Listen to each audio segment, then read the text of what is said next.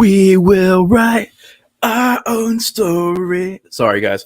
Welcome back to Murphys Mortuary. Welcome to episode 5, the It discussion, the Stephen King's It discussion. I know Jericho would always say that in AW. It! I am the It! Which is, man, Jericho's a legend. But sorry for being late. I ordered some food earlier, and the food took a while to get here. Not really the Dasher's fault, just sort of, I think the restaurants just took forever to get done. But I was starving, and I was like, you know what? I got to eat.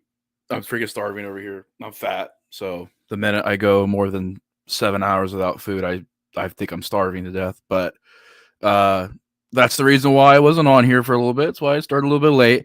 But welcome to the stream, y'all. Welcome to the show.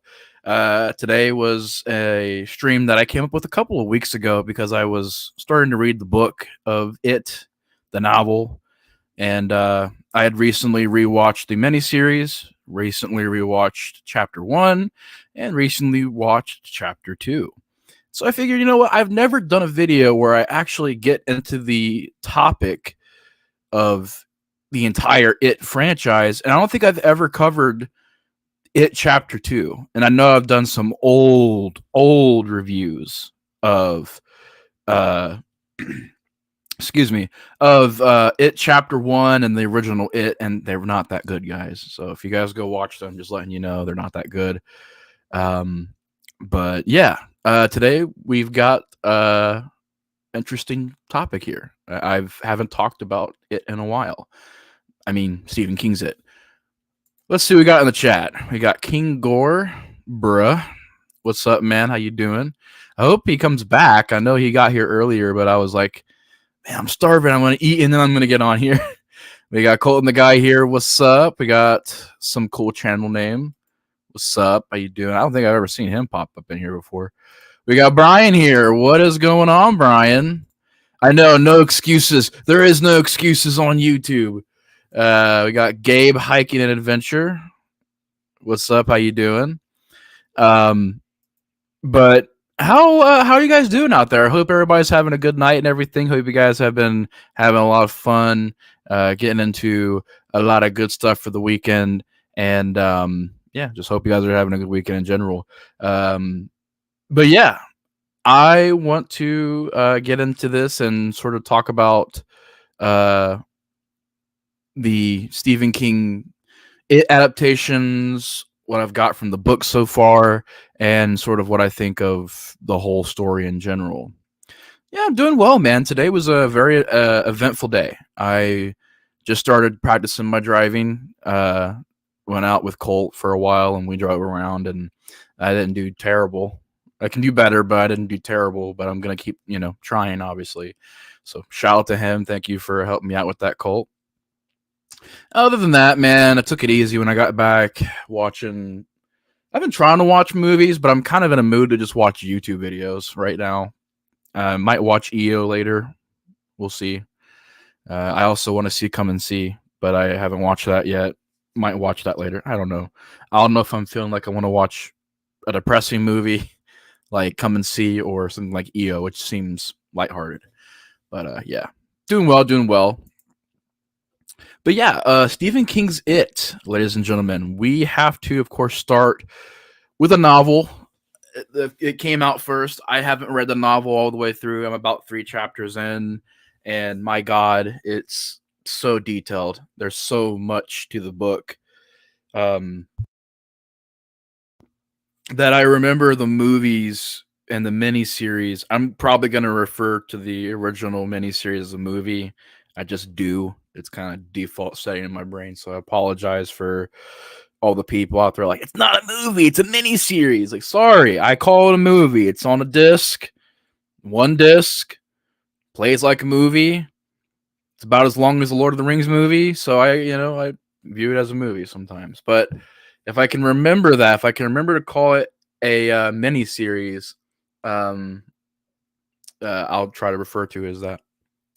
But yeah, I haven't really gotten too far into the novel. So far, it's the language in the novel is the one thing that I noticed where I was just like, wow, The language was just, it's like 10 times more intense than the at least the miniseries. So yeah, I think there's a lot of detail in the book. That's the one thing I've picked up on so far, is just the amount of detail and the little things that they pass by quickly in the movies. They get like 10 pages worth of detail. So you find out literally about everything. So it's just such a different way to look at the story. And I of course I've heard about the book, has gone on to be one of the best horror novels, very infamous. And I did not grow up with the book. It's a very adult book, so I really couldn't read it growing up. Even though I read like Cujo and Carrie and The Shining, you could argue those are very adult books. I didn't read them when I was super young. I read them when I was like 11, 12, 13, somewhere around there. Still pretty young, but I love the Carrie novel, enjoy the Christine novel, enjoy the Shining novel. Never got a chance to read this one, but I also really enjoy the Pet Cemetery novel. Those are very, very good books. And this is one that I tried to read when I was about 14, 15, somewhere around there. And it just, the size of the book and just knowing the task I had ahead of me just made me realize, like, wow, I don't know if I can, I don't know if I can do this. I don't know if I can read all this. So I kind of put it back. I think I might have started reading Frankenstein after that. And so I don't really know much about the book other than like the very infamous stuff. It's gone on to be just one of the most awarded horror novels out there, and been praised and loved. And I'm currently in the middle of reading it. And the audiobook that I'm listening to is over 40 hours long. So I've got a lot of work cut out for me. Uh, as far as the first time hearing about it, uh, was, just rumors here and there, people talking about it here and there. And I remember coming across the DVD of it, and the cover of it has Pennywise on it. And I remember like being like, what the hell is this movie? And, you know, watched it for the first time. Actually, I didn't watch that DVD. That DVD was like at somebody's house. And when I went and found a tape of it for very, very cheap, I used to go to thrift stores a lot growing up, and you could get tapes for a quarter. And I bought Stephen King's It and watched it immediately. And as a kid, I will say it probably didn't scare me as much as most people. It's more of one of those things where I think it has creepy moments. I think there are moments where it is a bit eerie, a bit creepy. But I remember people hyping it up like it was one of the most terrifying miniseries out there, and people were saying that the clown was so scary. I was never really scared of clowns growing up. I just wasn't. That's just not what scared me. I remember I went to a couple of circuses, and so like, I don't know if it's like I grew up around clowns. I mean, I guess I didn't, but I'd been to circuses and I'd been around clowns, and I never really got that. So the whole creepy clown thing has never really scared me. But I will say the way that Tim Curry portrayed the character of Pennywise was very scary, was very creepy. And I enjoy both performances by Bill Skarsgård and Tim Curry. I think they both do their own styles, do their own ways, and find interesting and unique ways to be creepy on their own right. So, but to get into it, to talk about the first part of this discussion video, is going to be probably 3 parts to this, not separate, but just in my mind, I'm breaking it down mentally, 3 parts. But to get to the first topic, the Stephen King's It miniseries from 1990. Now, Tommy Lee Wallace directed this. Both parts broken up into 2 parts. Although growing up, it wasn't for me. Even the tape, it would play part 1 credits, and it would play part 2. What's cool about the Blu-ray that I have is that I've noticed they don't do that. They don't show the credits for the both parts anymore. What happens is like it'll play out to the ending of part 1, fade out, and fade back in, almost like it's a new scene. Very seamless, and I like that. And I will say the Blu-ray, I mean, you really can't clean up Stephen King's It as much as the films, as movies, because it was a TV miniseries. So obviously the aspect ratio is I wish Sasha was in the chat. He'd be able to tell me what that crop is for TV, but um, it's not widescreen. It is a crop for TV, which doesn't bother me, but it's there. And I will say the frame rate's definitely picked up. They cleaned it up as best as they could, but you're not going to be able to, you know, notice a drastic difference. But it does look better on Blu-ray. But the miniseries came out in 1990, and I mean, this is a time period where miniseries and TV movies were hot. I mean, there were so many goddamn miniseries and just movies coming out on TV, and it was looked at as a way to really benefit from making films, because why go to the movie theater when you can watch it on TV? But the only thing about back in the day is when they would make these miniseries and movies and everything, they would have to censor them. They would have to censor them quite a bit.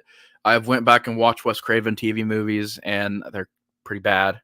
There's just imagine Goosebumps, but without the campiness and without the cheesy elements that we all love about Goosebumps. And a lot of these TV movies are like that.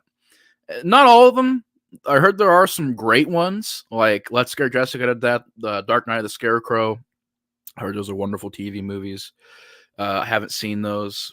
I did see Let's Scare Jessica to Death, and I did a review on it. I love that movie. But this miniseries, when it debuted on TV back in the day, I think it debuted on ABC Family, ironically, a miniseries about a killer clown who kills kids and eats them, is on ABC Family. But I know back when it debuted, it really pushed the boundaries for what you could show in a miniseries, how far you could push it as far as violence goes, as far as, I wouldn't necessarily say gore. There's not really any gore, but there is a decent amount of blood, and just showing kids in danger and having this creature, Pennywise, threatening them, trying to kill them, trying to eat them. And I can't imagine just back in the day seeing this on television and just seeing the amount that they were able to put into the miniseries. And even though over the years, the miniseries for me went kind of up and down, there were times where I said, I prefer the remake. The remake has more violence, it's more intense, it's better directed, it's better shot.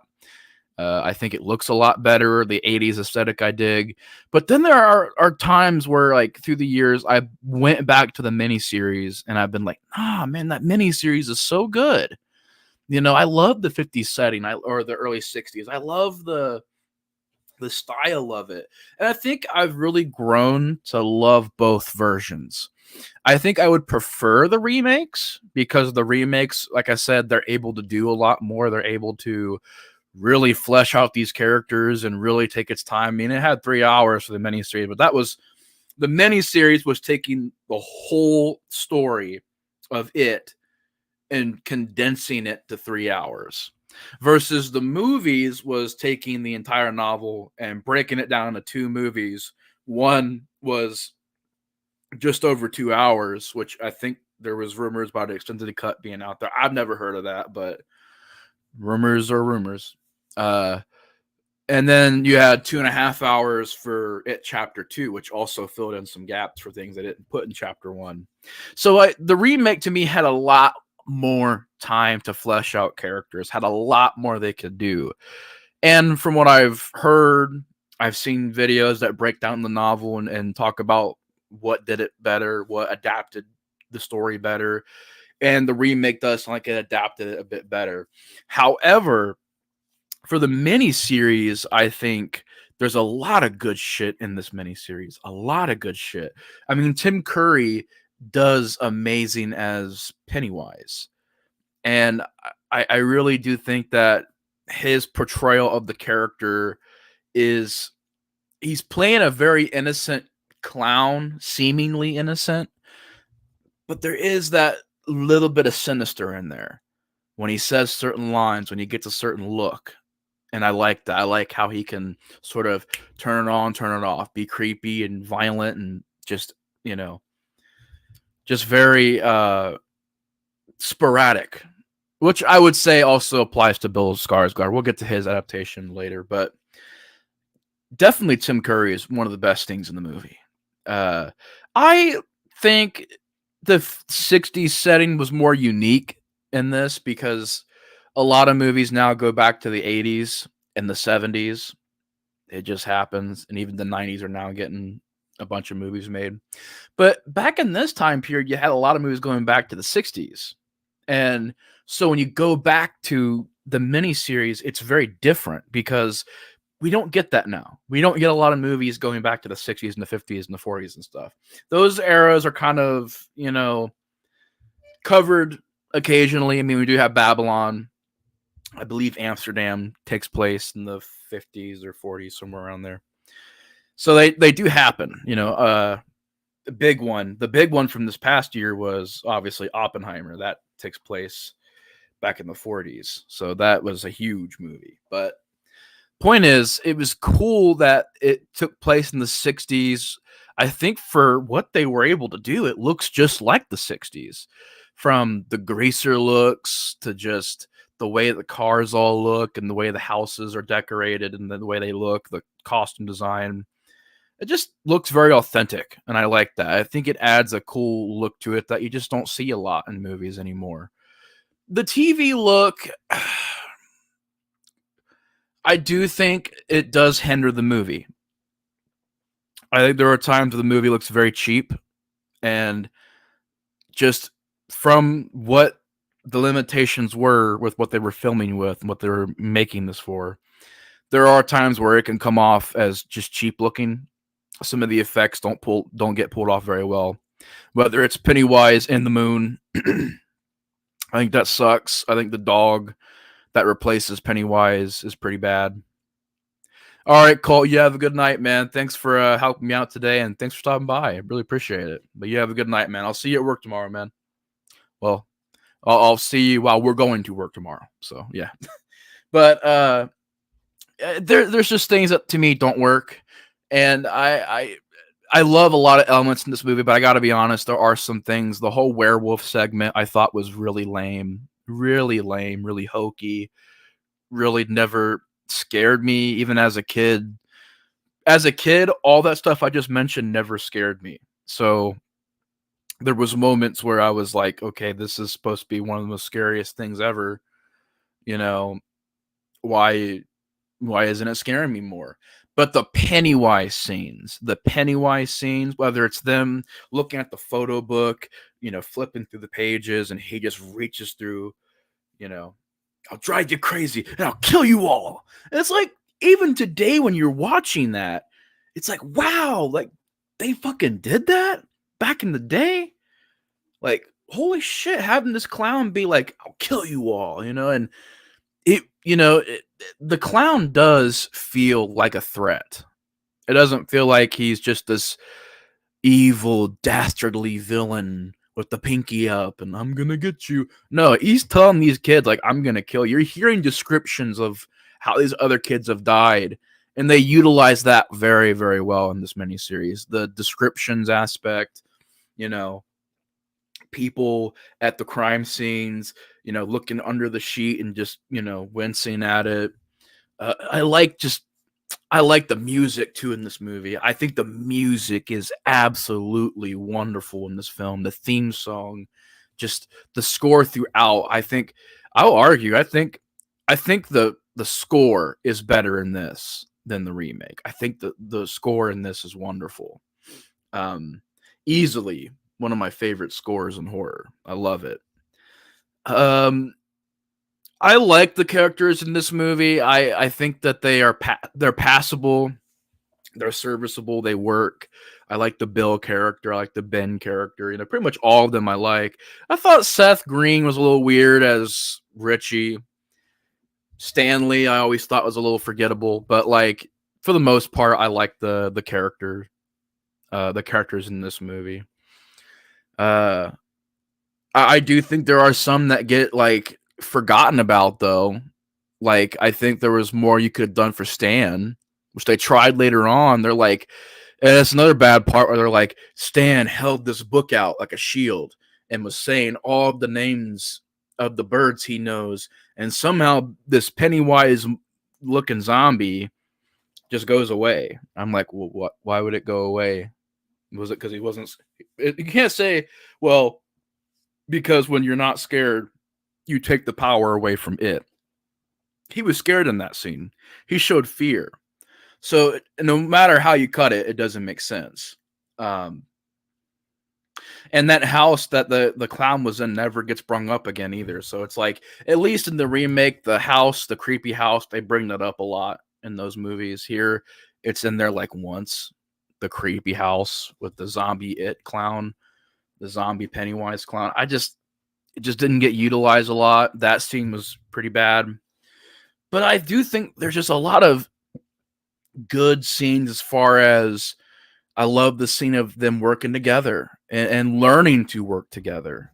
You know, they're building this dam, and whenever a bully comes by, you know, Henry Bowers, who I think he's fun in this movie. I think the Henry Bowers in the remake is a lot more serious taken, but this one's a lot of fun. Him cutting Ben's character and you're gonna die. Why don't you get some new material? I really enjoy the fact that these characters all work together to build the dam, to defend each other from bullies, and they really do work together well as a team. So I liked all that. I love the scene where Bill is talking, and I do love this scene. This is like an amazing scene where Bill is talking to the forest, and you can tell he's just looking out wherever it's at. He knows that it's out there somewhere. And he's just like, you killed my brother, you bastard. Now let's see you. Let's see you now.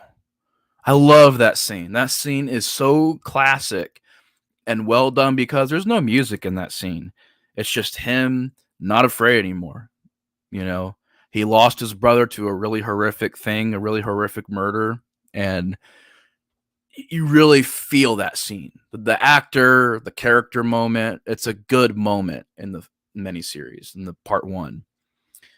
Uh Obviously the Georgie scene, I mean, that is the one thing that definitely shocked me and scared me as a kid. And I think it's very well shot of just the clown, the drain, the sewer drain. And, you know, I, Pennywise, you are Georgie. So now we know each other. Correct. Tim Curry in that scene does a good job of like luring this character in, and whenever he gets the chance, boom, he strikes. And you don't see really anything violent in this scene, but it's definitely what they imply in the dialogue is what gets you. You're like, ooh, what the fuck? Holy shit. And this is just the transformation of it, the clown, when the sharp teeth appear and the red eyes. It really does throw you off. You know, the shower sequence with Eddie. Hello, Wheezy. And just him coming out of the drain, stretching the drain, and you know, it's weird because like, why? I guess this is a little thing I want to talk about. Why does the Pennywise clown? He has these moments where he can kill these kids, and he's going around and killing them. I guess you could say, well, he's just trying to make them more afraid. It's like, but he does that a lot in this miniseries, a lot where he's just teasing them the whole time. And so you're wondering, like, what are you doing? Like, you could have killed Seth Green's character, you could have killed Eddie's character, but they really didn't, you know, do any of that. It's just like it seemed like he was just teasing them or something, you know, like a boo jump scare or something. So I always thought that was a little weird. And I know the excuse is that, well, he's just trying to make them more scared because they taste better when they're scared. I don't know. I just always had that question of like, well, he could have killed these kids plenty of times, but he just lets them go. I guess that's a problem with most horror movies. Like, well, why the hell didn't they kill them right there? It's a horror movie. It's a movie. It has to be convenient. But yeah, I love the choice of the songs that they use in this movie. Say it's all right. It's all right. Say it's all right. I love that song. Just yeah, part one to the miniseries is really, really good. I don't really have. I mean, I have problems, but I don't have it to where it ends up affecting the miniseries. I don't even know how to describe it. I guess it doesn't ruin part one, is what I'm saying. Like part one has some problems, but it's nothing too bad. I think it is very limited. I think there's moments where it does feel cheesy. There's dialogue where I'm like, what the fuck? That sounds like it was out of a Spielberg movie or something. There's some like Disney feeling moments too. I'm like, this doesn't, I don't know. This doesn't feel right. It doesn't feel like natural. It feels cringe, but there is a lot of heart to the movie too. At the same time, the decade that they cover, the '60s, the aesthetic of everything, the musical score is wonderful. The soundtrack, the songs you hear here and there are used well. The characters are likable. The acting's pretty decent for an all kid cast. The acting's pretty good. I think it's definitely one of the best miniseries out there, and I really can't think of a miniseries that I like more. As I know for sure, I've seen Salem's Lot and Rose Red, and I was not a fan of those. But yeah, I think it's either the best or one of the best miniseries is out there. Miniseries is that even a word? Kelly, how's it going? Welcome, welcome. We're talking about Stephen King's It adaptations right now. I just pretty much finished part one, wrapping it up by saying that I really like the iconic scenes in this film. I think Tim Curry's great. The rest of the cast does their jobs well. They're pretty good cast, decent acting, great music, creepy moments. I think it's a solid part one. Yeah, we're talking about the original right now. The original part one. Part two is kind of one of those, things where everybody forgets about it. It's like Full Metal Jacket. Everybody remembers the first part, second part. You don't really hear too many people talk about it. I think the miniseries part two is a bit underrated. I don't like it as much as the first part. Honestly, I don't think I like it as much as the remake part two, but I think it's a solid part two. And I also want to mention real quick, because I forgot to, I was like thinking, like, man, I'm forgetting something. I forgot to mention that I do not like, and I know the novel was like this, so people are going to be like, oh, the novel. I think it was better handled in the remake, but where they cut back and forth between the kids and the adults and the kids and the adults and the kids and the adults throughout the entire part one, I thought that was a bit jarring, and it just took you out of the movie sometimes. But this one, wonderful cast in the second part. I think the cast is great in the second part. I'm a really big fan of a lot of the actors who portray these characters, whether it's the guy who played Eddie or Bill or Ben. The actress that played Beverly did a great job. Pretty much the whole adult cast looked like the kids from the original part one miniseries. And they just were great actors, and I really do like the second part. I think the second part has issues with the fact that it strays away from the threats of Pennywise, and really a lot of it is just Pennywise teasing them the whole time. It's just him teasing them. He's digging graves, and he has an extra grave that's filled though, and he's like, you can pick any of them except for the one on the end. That one's taken. And I really do think it's a lot more of a funny Pennywise in the second part. I mean, I was just cracking up. Oh, Grande's here. What's up, Grande? Yeah, the second part cracks me up because I love Tim Curry in the library. Is your refrigerator running? It is. Well, you better go catch it before it runs away. Get out! You're too old to stop me now. You're too old. I love that shit, man. I love it. I love the dinner scene, which I think is way better in this than the remakes, Chapter 2, where they're at the buffet and they're all talking and they're all scared and they're all wondering, hey, we're older now. Like, what makes, like, honestly, they're a lot more grounded in reality. They're like, can we really do this? Can we really beat this? I mean, this is it. It's larger than life. Like, can we actually do this? And I like the arc of these characters questioning whether or not they can do this again. And you can tell their confidence level has, lessened. They're a lot more grounded in reality of the situation. The buffet scene is great, because they start to get that fear back.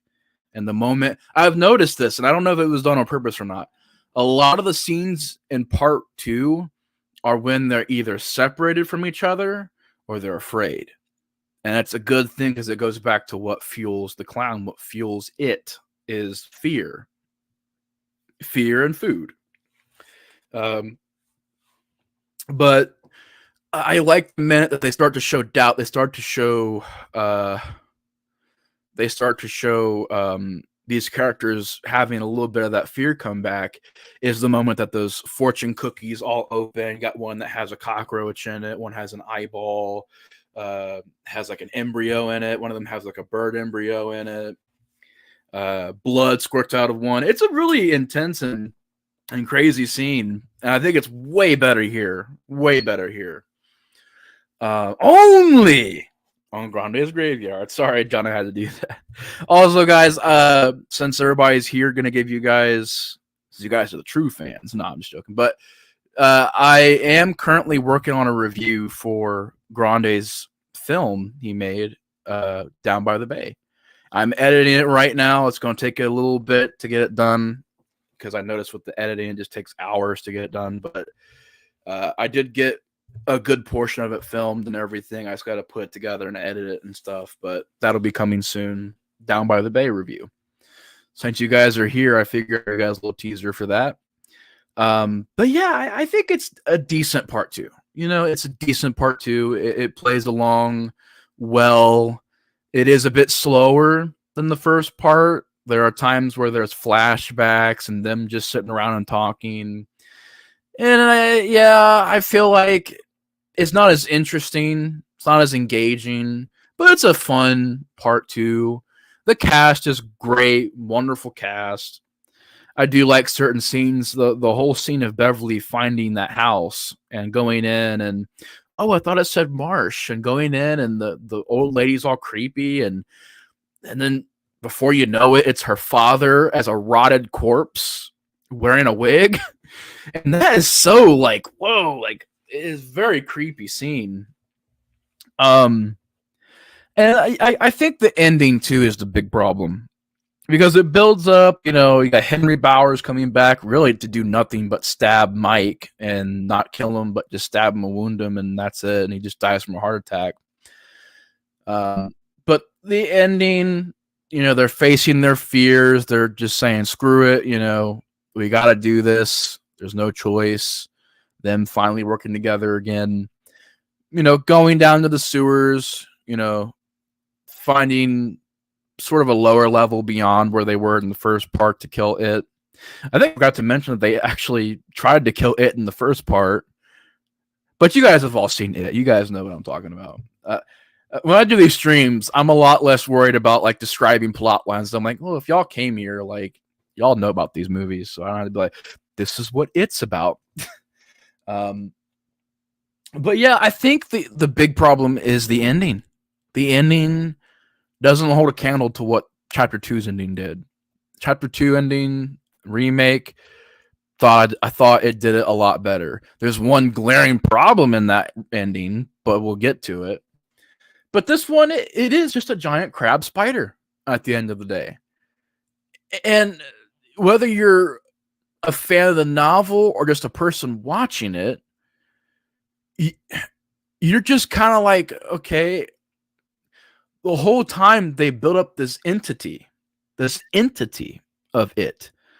And you find out that it's just a spider crab monster, which really doesn't make any sense because like, well, I mean, so when does it turn into a crab spider?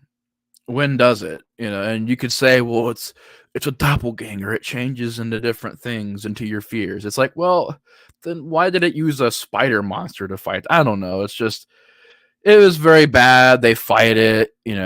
Eddie dies in a pretty lame way. Stanley isn't there to help them because Stanley passes away by suicide at the end of part 1, which is a very crazy ending. Fucking insanely crazy ending. But you guys are killing me in the comments. What's a clown?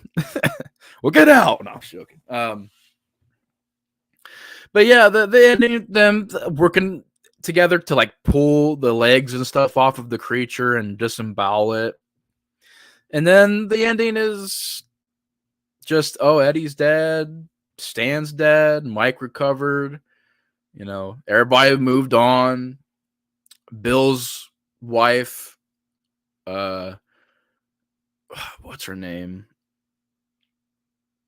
I can't remember her name right now. It's like Olivia Hussey or something. She plays this character who's Bill's wife, and she gets blinded by the deadlights, and she sort of gets woken up. It's one of those endings where it.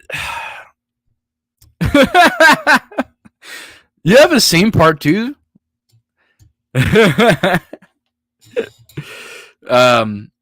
Spoiler alert for a 40-year-old. Not sure, but yeah, it just sort of has like that ending where some people died, but the rest of the people are doing okay. So I think overall thoughts on the miniseries, it has a lot of heart to it. It pushed the boundaries for what TV movies and miniseries could do. And without this miniseries, you wouldn't have certain things come out later. And I really do admire it because maybe there was HBO back then at this time, 1990. But, if you weren't on HBO or Stars or whatever, where you could get away with showing blood and gore and stuff, it was hard to make something this intense. And the cast is great. It's a pretty solid, pretty fun, pretty creepy at times adaptation of it. And I've always really enjoyed it. Out of 5, I'll give it a 4. Despite its problems, I'll give it a 4. I think obviously it couldn't go all the way with certain ideas. It couldn't really be at its full potential. Which is what always kind of, for me, held it back a little bit, is it could never really do what the movies did. The movies had no restrictions with that. However, I do think that the movies also had their problems, so it kind of evens out. But yeah, 4 out of 5 for me. I really enjoy the original miniseries for it. It's a wonderful series to watch around October and Halloween. I seen it last October, and it still holds up. It's not boring. It's 3.5 hours long, but it's just not boring. The second part can be a little bit slow, but I wouldn't say there's a moment where I want to turn it off, other than the ending. The ending, I'm always like, I know what happens here. I'm good. But yeah, 4 out of 5, solid adaptation of it. And ladies and gentlemen, we fast forward to 2017 with It, Chapter 1. The remake, rebooted, whatever, readaptations of Stephen King's It. Big difference with this time, with this go around. Number 1 is going to have a bigger budget. Number 2 is going to be films. So they were not worrying about like restrictions or how are we going to be able to do this on TV or anything like that. And hell, in 2017, obviously by that point you could have a TV show with gore and shit in it, but like it was interesting the fact that we were now able to see a version that was able to use more time, more detail, more money, and let's see if it's good. Now, just because it had all this stuff given to it doesn't immediately mean that it's going to be a hit. Doesn't immediately mean it's going to be good. But it was intriguing to hear that it finally got more money and more time for the story to play out. And I remember in 2016, I heard about the Stephen King's It remake happening. And at that time period, there were so many remakes happening that I dreaded it. I even think I did a post on Facebook one time, and I was like, I showed a picture of Pennywise, and I was like, what the hell is this? Looks awful. And I was just talking about how it looks horrible. And I was not looking forward to it. Seen the trailer, did not care for the trailer. I didn't even want to go watch the movie. I pretty much was offered to go see it for free. Somebody was like, hey, I'm going to go watch it. Want to go with us? I'm like, well, sure. I'll go see it. I didn't really. It wasn't like I was running to the theater, but people were like, "Hey, you want to go with us?" All right, but I went to the theater and I was supremely surprised. And I remember the high I was on after I left the theater. I was like, "Oh my god, it's better than the miniseries. It's so awesome. The '80s aesthetic, great, cool, funny cast." And I was definitely for this movie. And I was like, oh, it's better than the miniseries. Obviously, over time, I've watched both thoroughly and I've learned to love both adaptations of it. But this is a very, very positive experience in the theater. And it was a movie in the theater that was very interactive. I mean, when comedy was happening, people laughed. When scares were happening, people jumped, and it's interesting because there are moments that when you watch it alone, when you watch it by yourself, when you watch it out of the theater, you don't always laugh at everything. You don't always jump at everything. You don't always think everything is scary. So I always do wonder if like it's better to suit the crowd or alone. However you want to look at it, do you see it in a theater or watch it at home? I think it's entertaining either way. But yeah, part one of it. 2017 film. Obviously, they made some changes to the story here, taking place in the 80s, having a lot more of a close following to the book, adding a lot more of the novel elements in there. And I really do enjoy this remake. I know it has its fans and its haters. I know there are some people out there that absolutely despise this remake, and I think there's a lot more worse remakes out there. And I see the numbers dwindling, so I know people like, "What the fuck? Fuck this guy!" But like, yeah, John said it here. The child actors did great. I think the director stinks as well as Skarsgård. I'll disagree with the last two parts, but I'll agree with the first part. I think all three elements work well in this movie. Controversy, I know, but I think that the cast in this movie for the characters works a lot better in this movie. The chemistry is there, the way they play off of each other, you know, jokes and everything, roasting each other, constantly bickering back and forth. I thought it was done a lot better in this movie. I thought it was a lot more natural, a lot more realistic in this adaptation.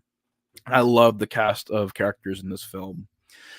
I thought it was cool if they put in stuff that we didn't see before.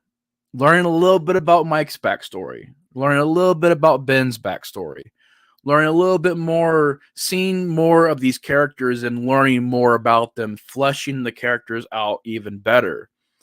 And that's cool. It was cool they did that because it fixed a lot of that problem that I had with the original miniseries of just some characters kind of got forgotten. Now, yes, Stan still got forgotten in this freaking miniseries. I can't even tell you if he has an arc other than chapter 2. But yeah, I think freaking Brian threw me off. God damn it, Brian. You always do that. You always throw me off when you say shit like that, man. But yeah, I think the music, while I like the music in the original miniseries better, I enjoy the music in here.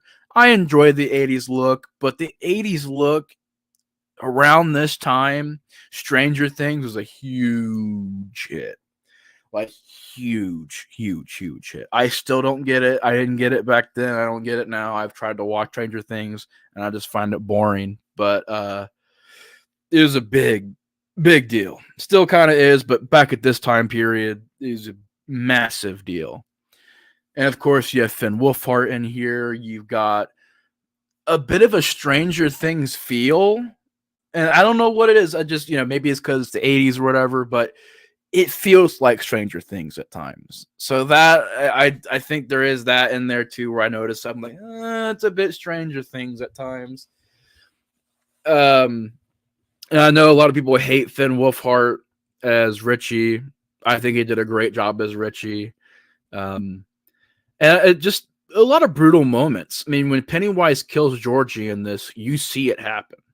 And I love Bill Skarsgård's version of Pennywise. See, look, I seen him drop again. Here we go. People like, talk about that? Fuck him. Nah, I'm playing with y'all. But I love how Bill Skarsgård plays like an animal, like a creature. Because he is. I mean, it is an animal, an entity, a creature. It feeds on fear in children. And I like how Bill Skarsgård, there's something about the way he plays this clown that when he stays in the shadow, because a lot of people are like, well, how does he lure them in? He stays in the shadows a lot. The only time he gets like obviously creepy is when the kids know he's, a monster. But I like the beginning where at first, he's in the shadow. You barely see Pennywise in the sewer. And just see the eyeballs just sort of appear and, little bit of the face reveal. And just that soft voice, and he's trying to talk to Georgie. Different way, but also a similar way to the original Pennywise. But just that moment where he has that look in his eye like he knows he's got his prey. And he just strikes, freaking rips the kid's arm off. And I remember in theater when the music builds up and that happened, I was like, holy shit. Because I didn't know they were going to go that far. And they do go pretty far as just showing kids die in these movies.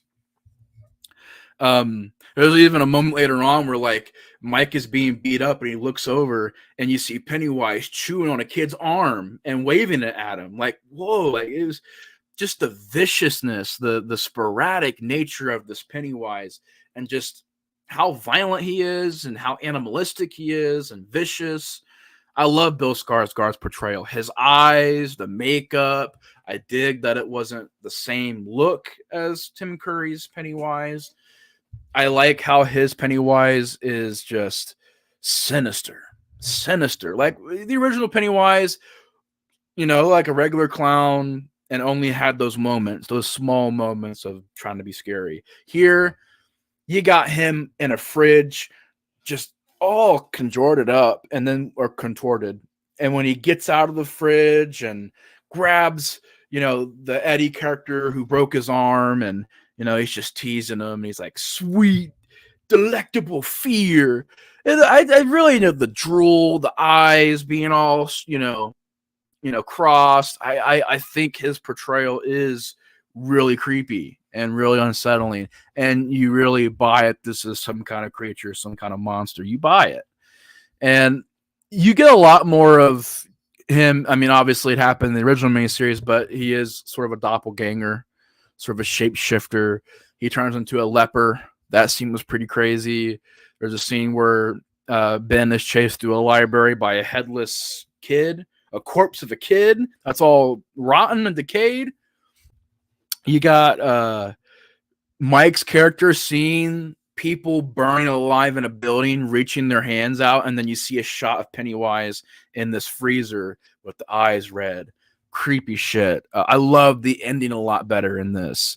The ending in the original main series worked, but here it's better, where the clown is trying to use its fears against the kids. And I love how it vomits on Eddie. And it's like, oh, fuck this shit. Just fucking beats the clown. They're beating him up, and just the different fears and what they, are scared of. And just Pennywise being threatened and Pennywise looking vulnerable and being like, you have a choice. Either, you leave Bill down here with me, and you go up there and you grow old and live your life, and and you guys get to live to see the next day. But Bill stays here. And I like how they all work together, to battle Pennywise. Great stuff there.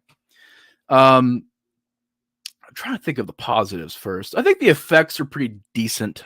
There's a lot of CG. That's a very big. I want to get into positives, but the effects are decent. We'll get into that a little bit more in detail in the negatives too. The look of Pennywise, the town of Derry, I thought looked pretty interesting. The 80s setting, I like it. Don't love it, but I like it. The music choices here and there, I think pretty good for the most part. Although there is one we'll mention too. We'll mention that in the negatives. Yeah, I think it's solid. Good acting, great cast, cool scares, cool moments. I think for the most part it works in a lot of elements. The negatives, one, CGI. Some of the CGI is horrible. whether it's Pennywise opening his fucking face with a bunch of millions and millions of teeth, and that all being CG, or I don't know, just certain little enhancements in CG. The whole scene where there's a giant Pennywise in the garage that chases the kids, that was all CG. It looked kind of so the CG I thought kind of got old. There is a moment in this movie where they do that generic thing where all of the kids argue and they just go their separate ways, and then by the end of the movie they have to get back together again. I don't think they did a very good job at having them get back together again, and I didn't buy it. I'm like, well, conveniently by the end of the movie they all work together, and it can be done well. I've seen in other movies where they do that, where there's a fallout and then they get back together. I mean, it happened a little bit in the miniseries part 2 where they kind of, they weren't really feeling it. They didn't want to fight this thing, but they did a decent, they had a decent job at putting it back together, putting the team back together again. So that was a little generic. I do think Richie at times, tone it down. He can be annoying at times. Same with Eddie. They're honestly just nitpicks, though. I can't really think of any other negatives. I think there's scenes that aren't scary, where it's Pennywise. There's one bad scene that comes to mind where it's in the basement and you see the corpse of Georgie talking, and it's got potential to be creepy. You find out that it's just a puppet, like a corpse puppet that Pennywise is using. And that was a creepy idea, but the whole "you'll float too, that come on!" And then the CGI Pennywise flying towards the screen, or a CGI Pennywise running towards the screen. That stuff, yeah, pretty bad. I can't defend it. Not going to defend it. But those moments I thought were pretty, shoddy, pretty bad. But I think, I'm going to give it a 4 out of 5 as well. I think it works a lot. It's got a lot of fun elements. Oh, before I get to the rating, I just remembered this. There is a lot of reference to the Backstreet Boys in this movie. I don't know why. I don't know why the fuck it's there, but it is. You got a scene where Ben is he's listening, and then, or is it New Kids? No, it's New Kids on the Block. My bad. New Kids on the Block. Sorry. wrong group. But New Kids on the Block, he's listening, and you're hearing on, people are probably, see, what the fuck? I don't listen to them, so I don't know. But there's a lot of references to New Kids on the Block, and I don't know why. It's not funny. There's a scene with Ben at his house where he has a poster on his wall of New Kids on the Block. I just didn't think it was funny. But yeah, 4 out of 5 for me. Solid adaptation for it. Again, I really enjoy it. The cast, the creepy scenes, some of the ideas. It is a good remake. It is a good adaptation, and I think it's very, very solid. Free questions, Nate. Why am I watching this? I don't know. You could be making a sandwich right now, man. You're watching me. I don't know, man. Yeah, Pennywise opening his face was pretty bad. Shop owner. Yeah, it was pretty cool cameo. Because it's not from Earth, that's why it can. That's the way it came across to me. Yeah, the adult parts were kind of weak, both versions. Yeah, I don't think even the newer one, I like it better than the old part too, but I don't think it comes close to the first part. And to wrap up this video, we're going to be getting to the final part of this discussion video, and that is It, Chapter 2 from 2019.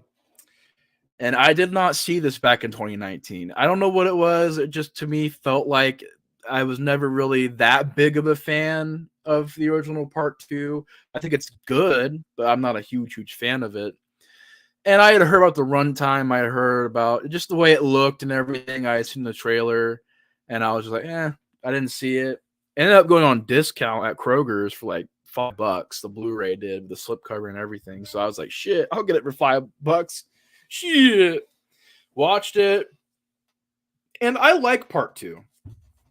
I like it. I don't love it, but I like it. I think it's a pretty good part two. Of course, once again, the adult side of the story. They do a lot more flashbacks in this one than they do in the original part two. And it's a lot to unfold with part two because longer runtime, ambitious idea of let's do everything we couldn't do in part one in part two. And I want to say, first of all, again, wonderful cast. Bill Hader, amazing job as Richie. And you're right, Grande. Amazing job as Richie. Wonderful, entertaining, funny, hilarious, good stuff.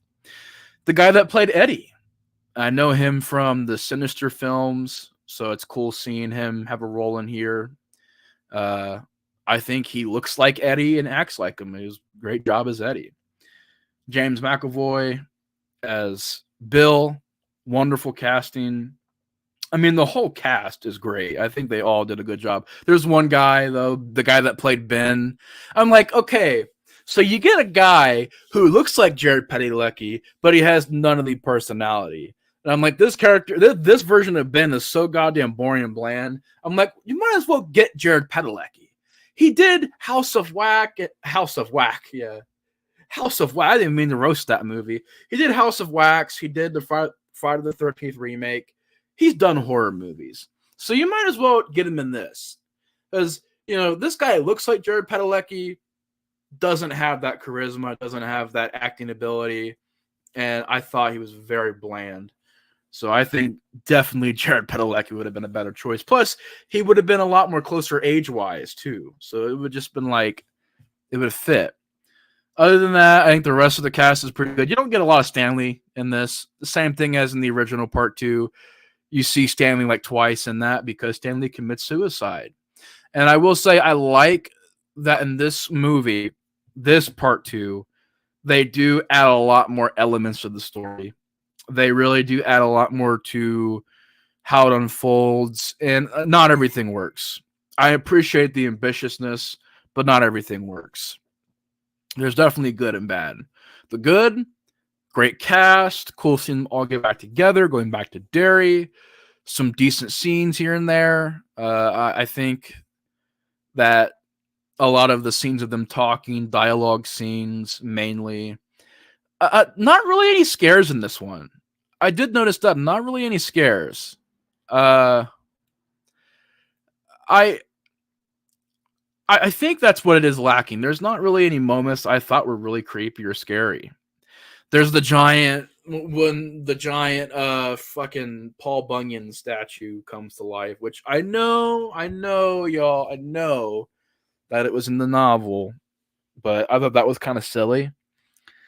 And they put a lot of filler in this goddamn movie. That was the one thing, and I was like, man, there's so much filler in this. So many flashbacks that you don't need.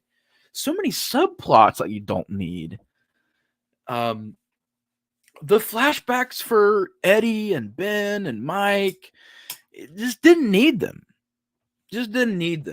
Whether it's Ben sitting in class and he sees Beverly's head light on fire in CGI and turn into the clown. And they have to CGI de-age these kids because they shot this, a couple years later.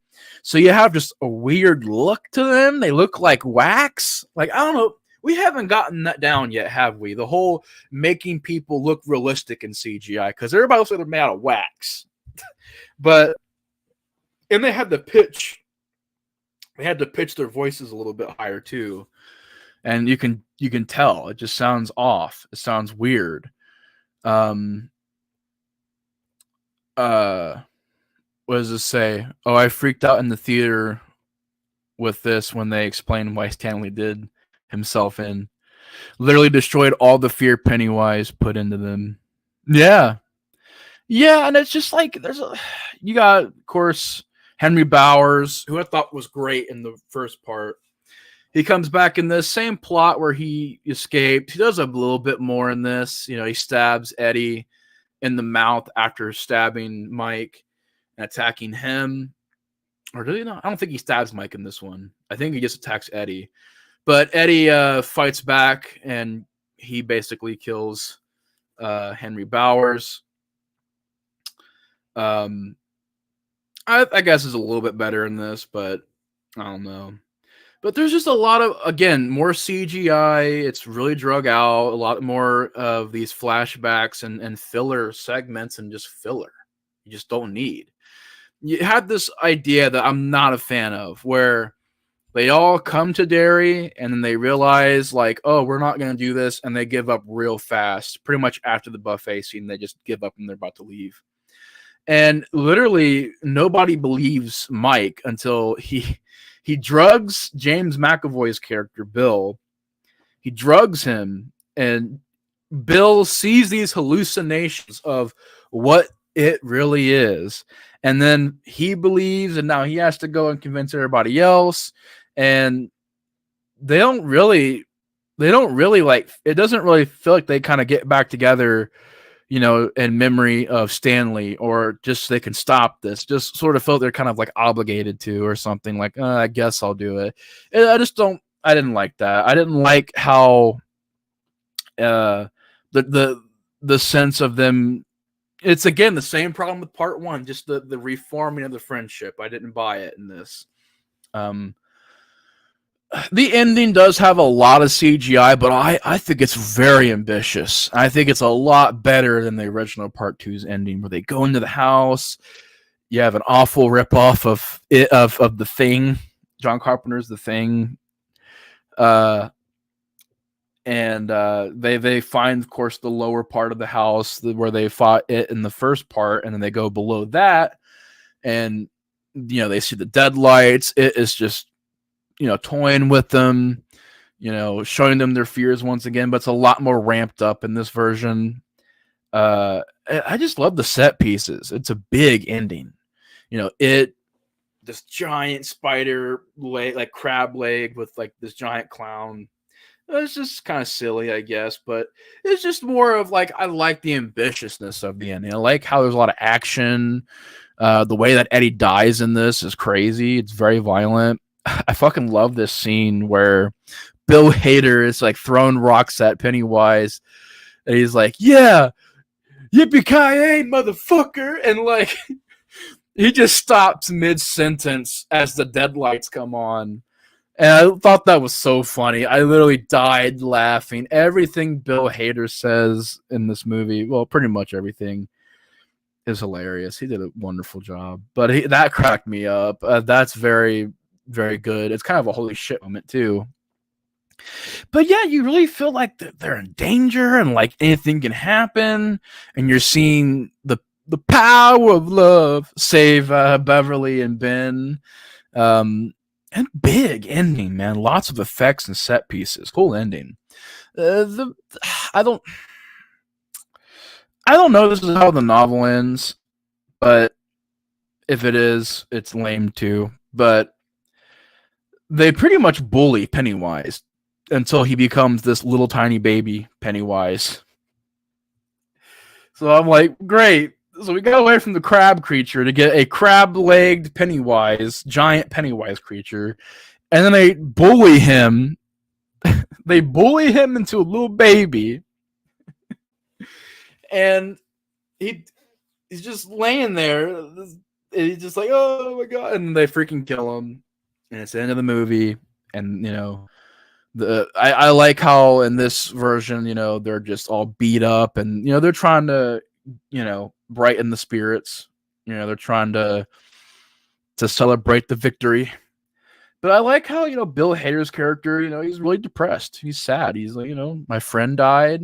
I'm kind of a failure, and you really felt sympathy for this character. Now, John, I seen you mention earlier about the ending and how you didn't like it to withstand. I actually dug it. I liked it. I liked how he was like, hey, I play a vital role, and with me being alive, it can't happen. So I have to kind of take myself out of the equation. I like it. Is it ridiculous as fuck? Yes. I only like it because it's a good arc for the character. Because they actually tied that into the ending. I like how they tied it in, and they made it more meaningful. It made it more impactful. Do I think it's ridiculous and unrealistic? Hell yeah. Do I think it's far-fetched? Hell yeah. But I like how they gave Stan that last little bit of respect. Like, hey, you know, uh, give it more of a impact and give him more of a reason for why he killed himself. And I like how Bill Hader's character, they're talking to him, trying to yeah. And T2. Yeah. But a little different, but yeah, pretty much. But like Bill Hader's depressed. He's trying to get cheered up. He's very sad, and the end of the movie is pretty cool. There's the speech about being the misfits, being the losers, and you're seeing flashbacks to the first movie, and it could be cheesy, but I liked it. It was a fun, entertaining ending where they're fighting this giant Pennywise creature and everything, and I thought it was pretty entertaining. However, again, the CGI, the filler moments, there's some comedy moments that don't work at all in this movie.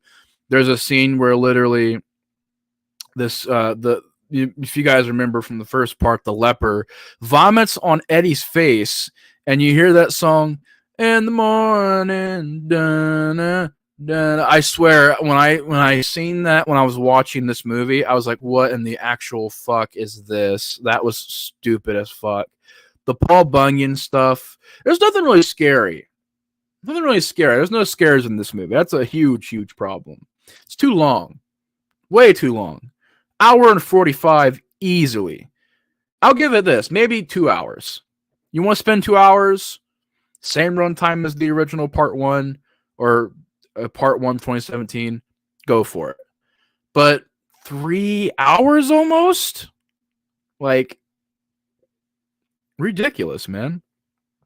A little ridiculous. Yeah, I think there's a lot of elements that don't really work in this part. I'm gonna give it a 3 out of 5. I think it's fun. It's decent. It doesn't really reach the original or 2017's part 1, but it's decent. But yeah, to recap, the miniseries I really enjoy. Part 1 I really enjoy. Part 2 is not too bad. But anyways, y'all, if you guys want to leave some comments here, what's your guys' thoughts on the It adaptations? I have a lot of stuff to get to.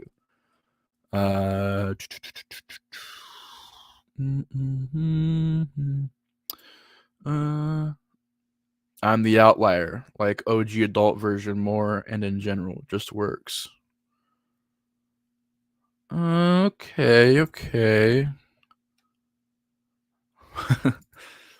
Like the added Pennywise action, the reboot. Just checking real quick. I know he's about. It's probably like, what the fuck? It's 2 cents. I mean, there's problems there. Yeah, it's understandable. But yeah, thank you guys. I appreciate it. That's pretty much my thoughts on the It movies. So yeah. Anyways, y'all, thank you guys so much for watching. Take care, and that'll pretty much do it. The Explorer of Horror is out. Thank you guys. Peace.